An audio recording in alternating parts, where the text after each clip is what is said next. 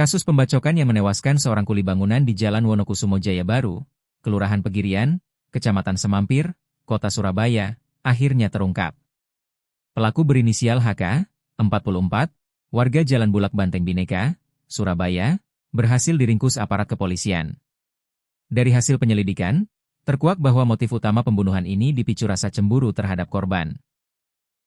Korban diketahui bernama Hasan, warga Dusun Tekap, Kelurahan Pandan, Kecamatan Omben, Kabupaten Sampang, Madura.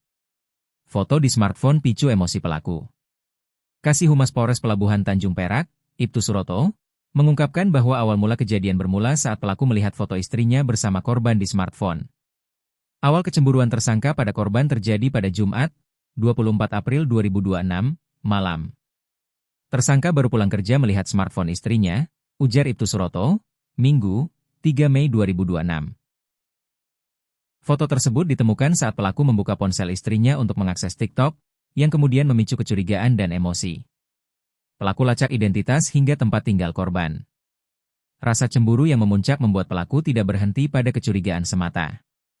Ia kemudian berupaya mencari tahu identitas korban hingga akhirnya berhasil menemukan tempat tinggalnya. Tersangka kemudian mencari identitas korban hingga akhirnya ketemu. Tersangka juga mengetahui tempat tinggal korban, terangnya.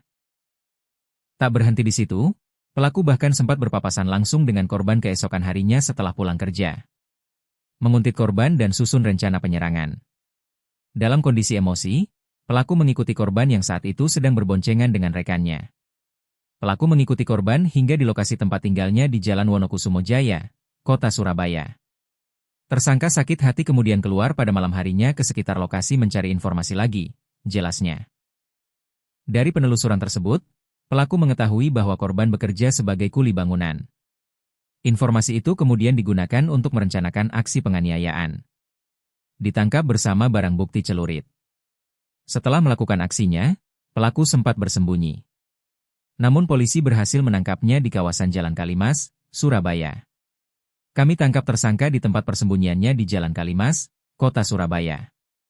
Pelaku ditangkap Kamis, 30 April 2026, imbuhnya. Saat penangkapan, polisi juga mengamankan senjata tajam berupa celurit yang digunakan untuk menyerang korban.